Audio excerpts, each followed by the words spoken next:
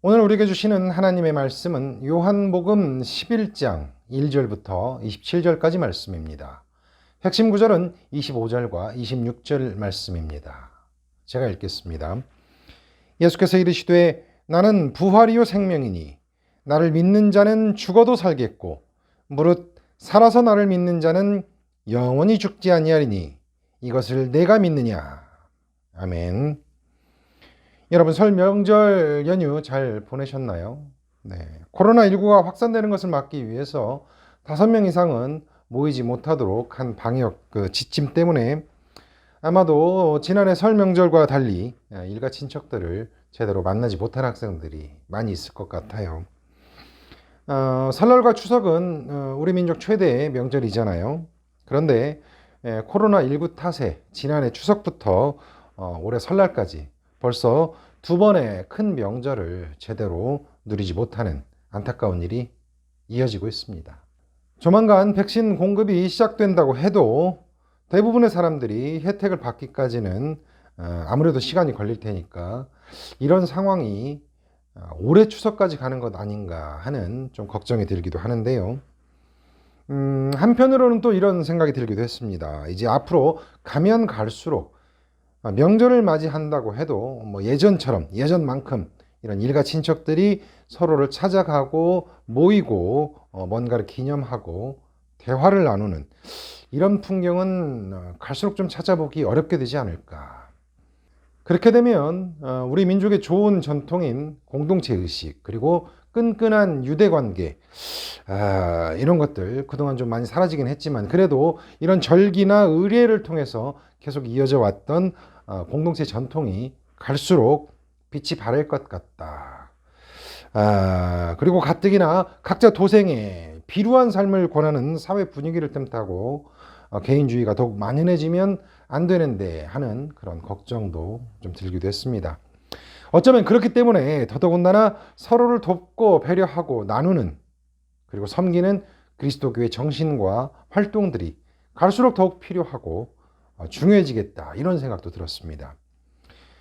이미 현대사회가 안고 있었지만 코로나19가 앞당겨 끌고 와버린 많은 문제들이 있었죠. 이번 기회에 깊은 성찰과 토론들을 통해서 좋은 방향으로 바뀌면 좋겠다. 그렇게 되면 정말 위기를 기회로 바꾸는 계기가 될 수도 있겠다 하는 생각도 해보았습니다.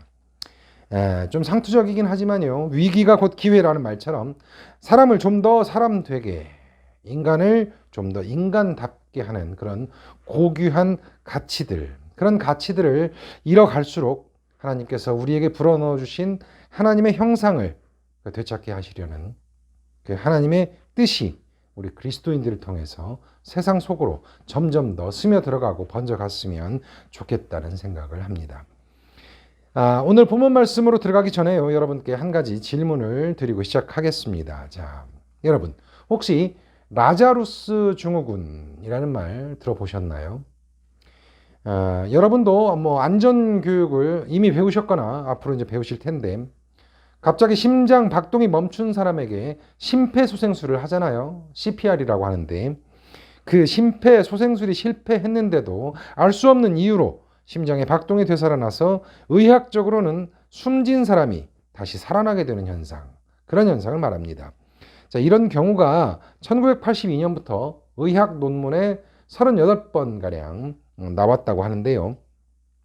바로 이 라자루스 신드롬은 오늘의 본문 말씀인 예수님께서 나사로를 살리신 이야기, 여기에서 그 이름을 따온 겁니다. 죽은 사람이 다시 살아난다고 하는 것은 어찌 보면 굉장히 공포스러운 일이지요. 그래서 공포영화의 소재로 많이 사용되는데요.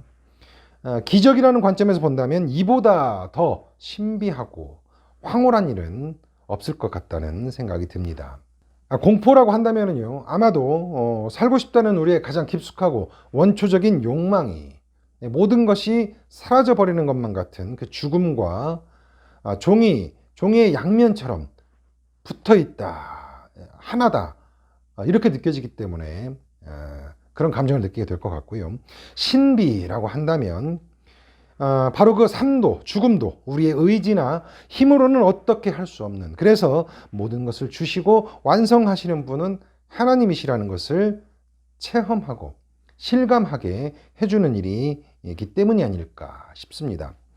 사실 오늘 말씀의 주인공이라고 할 수 있는 나사로는요, 헬라어로 라자로스 신드롬 할 때 그 라자로스입니다. 뜻은 하나님께서 도우셨다, 이런 말입니다. 그러니까 죽은 나사로를 살리신 분이 하나님이시라는 것을 드러내는 그런 이름입니다. 오늘의 본문 말씀인 요한복음 11장은 이제 죽어가는 나사로를 묘사하면서 시작하는데요. 여러분도 자기 자신을 오늘 본문에 나오는 누군가와 그 누군가에게 감정을 이입해서 느껴보시면 좋을 것 같습니다. 예수님의 관점에서도 볼 수 있고요. 마르다가 되어볼 수도 있습니다. 어쩌면 정작 자신은 등장하지도 못하고 병들고 죽어버려서 의문의 일패를 당하는 나사로의 마음은 또 어땠을까, 이렇게 생각해 볼 수도 있을 겁니다. 자, 본문으로 들어가 보면은요. 예루살렘에서 3km 정도 떨어진 베단이라는 마을에 나사로가 살고 있었습니다. 나사로는 마르다, 마리아 자매와 함께 살고 있었는데요. 그가 병에 걸렸습니다. 마르다와 마리아 자매 가운데 오늘 여기에 나오는 마리아는 주님께 향유를 붓고 자기의 머리털로 주님의 발을 씻었던 바로 그 여성입니다. 병이 든 나사로는 그의 오라버니, 오빠였고요. 그런데 그 누이들 마르다와 마리아가 예수님께 사람을 보냈습니다. 나사로가 병들어 있다는 사실을 알리기 위해서였지요. 그 사람은 이런 말을 예수님께 전하는데요. 주님, 보십시오. 주님께서 사랑하는 사람이 병들어서 시름시름 앓고 있습니다.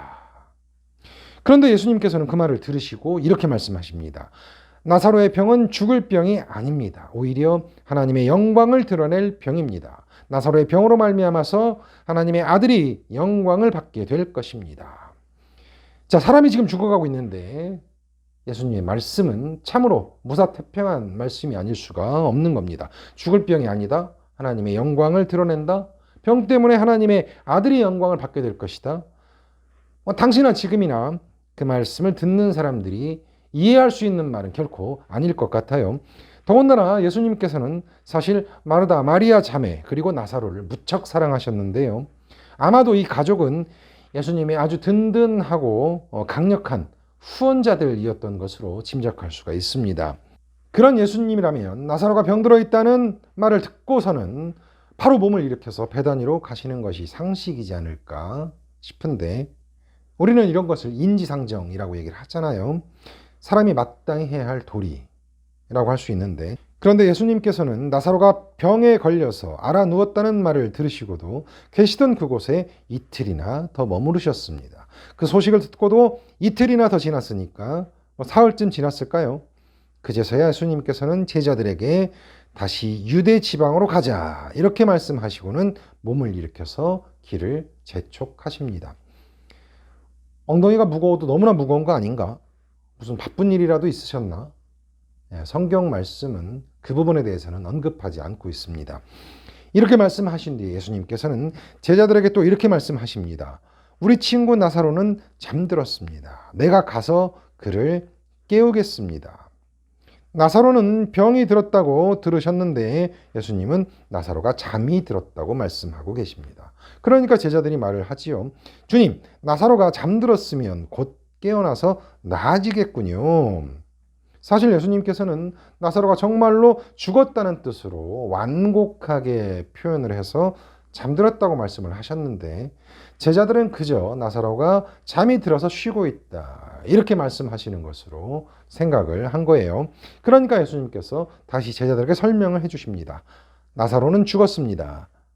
그런데 내가 거기 있지 않은 것이 여러분들을 위해서 도리어 잘된 일이니까 기쁘게 생각합니다. 왜냐하면 앞으로 벌어질 일로 말미암아서 여러분이 믿게 될 것이기 때문입니다.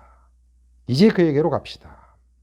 아까도 예수님께서는 나사로의 병이 죽을 병이 아니다, 하나님의 영광을 드러낸다, 병 때문에 하나님의 아들이 영광을 받게 될 것이다, 이런 선문답 같은 말씀을 하셨는데, 이번에는 또 오히려 나사로가 죽었다, 그런데 그것이 도리어 잘된 일이다, 나사로의 죽음 때문에 여러분의 믿음이 더욱 강해질 것이다, 이렇게 또 이해하기 어려운 말씀을 하고 계시는 겁니다. 자, 가만히 생각을 해보면요, 예수님께서 나사로의 병과 죽음으로 왔다 갔다 오락가락 하시는 것 같아요.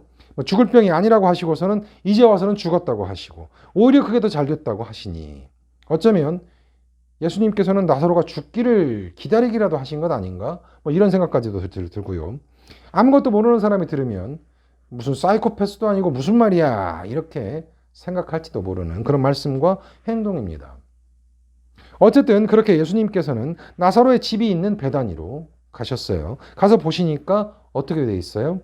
나사로는 이미 죽어서 무덤 속에 있은 지가 벌써 나흘이나 되었습니다. 예수님께서 나사로가 병들었다는 소식을 들으셨을 때는 이미 나사로는 죽었고 곧바로 돌 무덤에 시신을 안치했던 것 같습니다. 유대 지방은요, 기온이 높기 때문에 시신이 빨리 부패합니다. 그래서 사망한 당일에 장례를 치르는 것이 관행이었다고 합니다.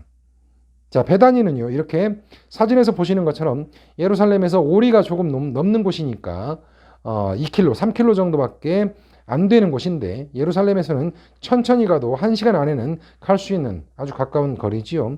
그러니까 아마 당시 예수님은 이렇게 가까운 예루살렘이 아니라 요단강 줄기 가운데 상당히 먼 곳에 계셨던 것 같습니다. 그래서 아까 유대 지방으로 가자 이렇게 말씀을 하셨던 것이고요. 자, 이렇게 예수님께서 가셨을 때 많은 유대 사람들이 나사로의 장례를 치르고 마르다와 마리아를 위로하기 위해서 와 있었습니다. 예수님께서 오신다는 소식을 듣고 마중을 나온 사람은 마르다, 마리아 자매 가운데 언니 마르다였습니다. 아마도 마리아는 슬픔을 주체하지 못해서 집 안에 있지 않았을까 싶고요. 예수님을 만난 마르다가 말합니다. 주님이 여기 계셨더라면 내 오라버니가 죽지 않았을 겁니다. 하지만 지금이라도 주님께서 하나님께 구하시면 무엇이나 하나님께서 다 이루어 주실 것을 저는 알고 있습니다. 그러니까 예수님께서 마르다에게 말씀하십니다. 당신의 오라버니가 다시 살아날 것입니다. 마르다에게는 정말 너무나도 기쁜 일이 곧 일어날 것만 같죠. 마르다가 그렇게도 바라던 예수님께서 오셨고 이제 예수님께서 오빠인 나사로를 살리시겠다고 말씀하고 계시잖아요. 그런데요, 잘 나가다가 마르다가 뜬금없는 말을 덧붙입니다.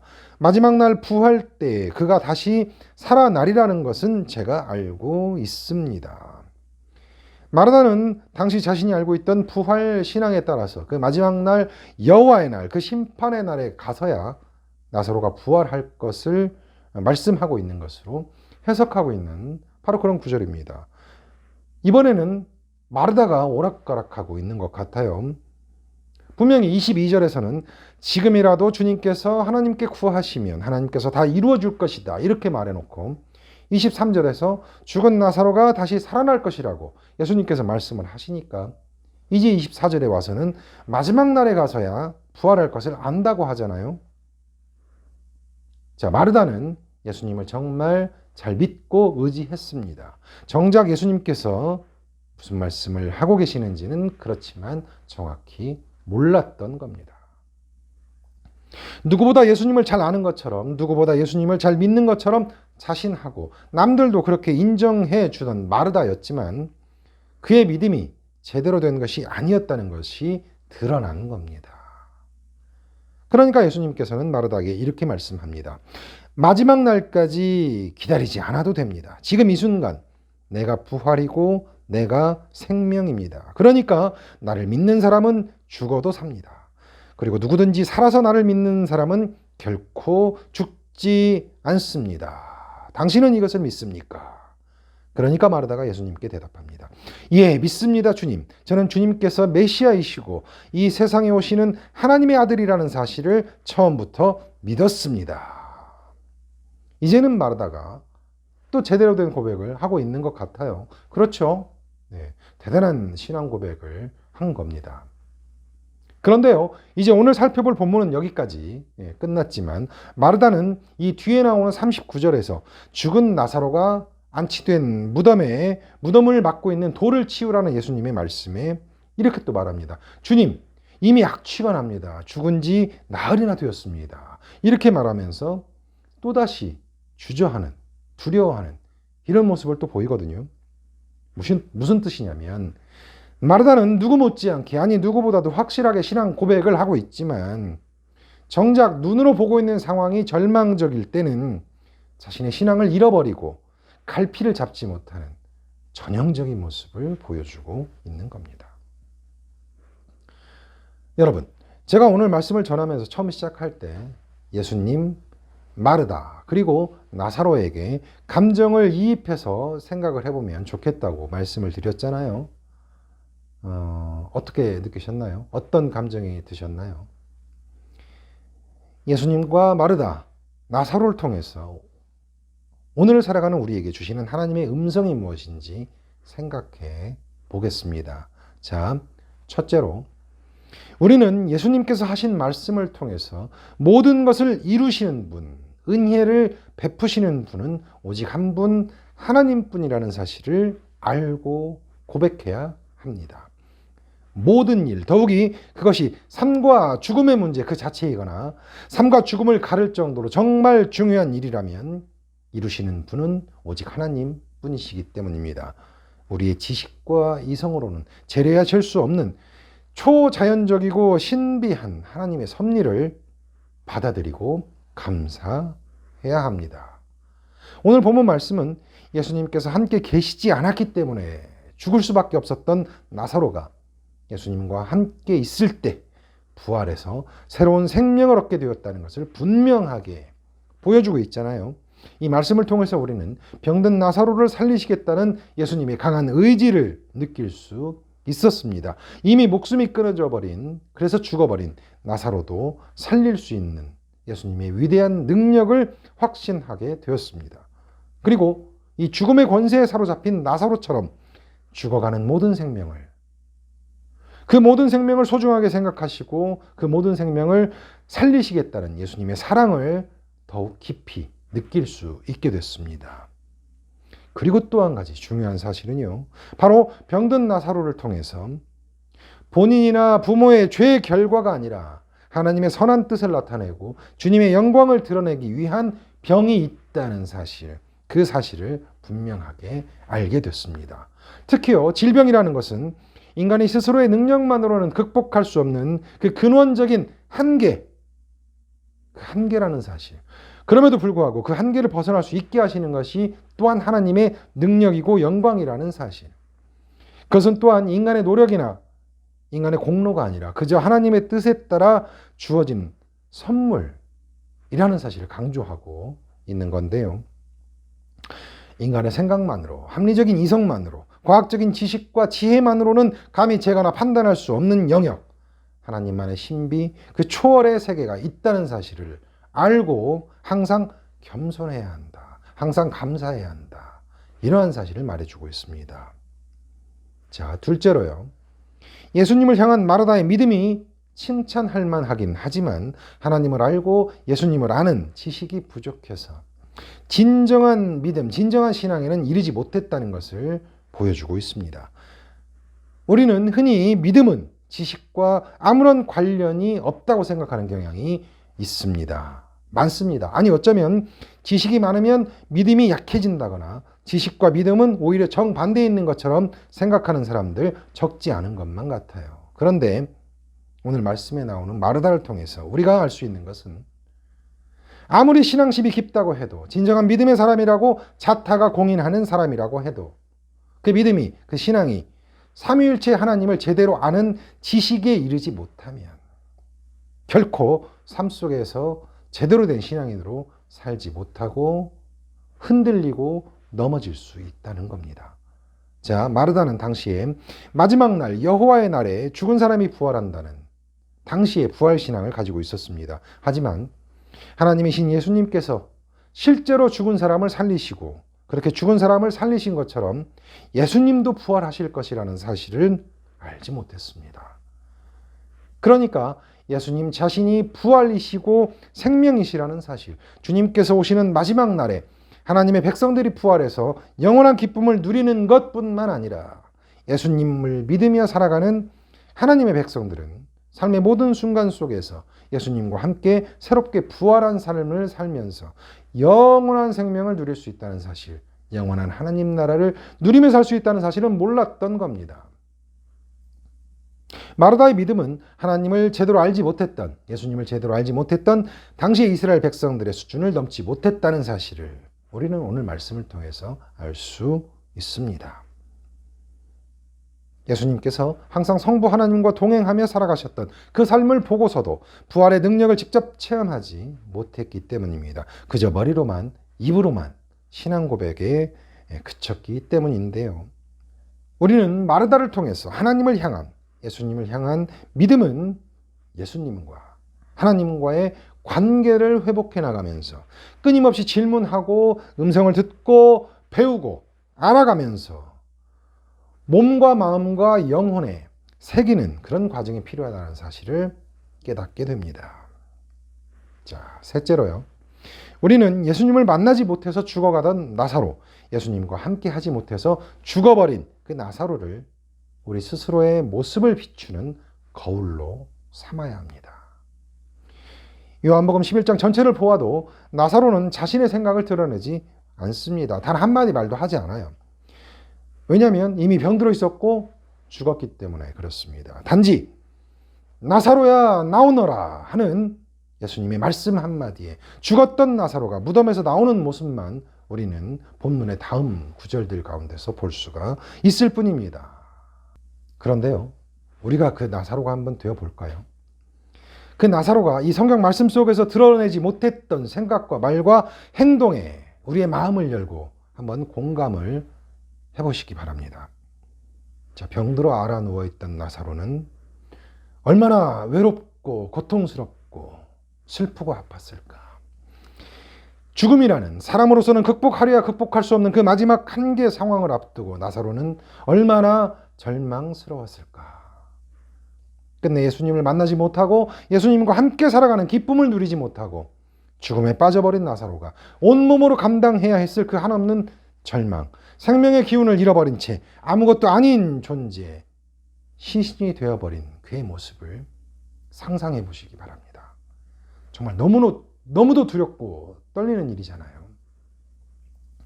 죽은 사람만이 들어갈 수 있는 그 어둡고 차가운 돌무덤 안에서 몸과 마음과 영혼 모두가 죽어버리고 싸늘한 시신으로 변해가는 나사로의 모습. 그게 바로 나의 모습이라면, 우리의 모습이라면 어떠시겠어요?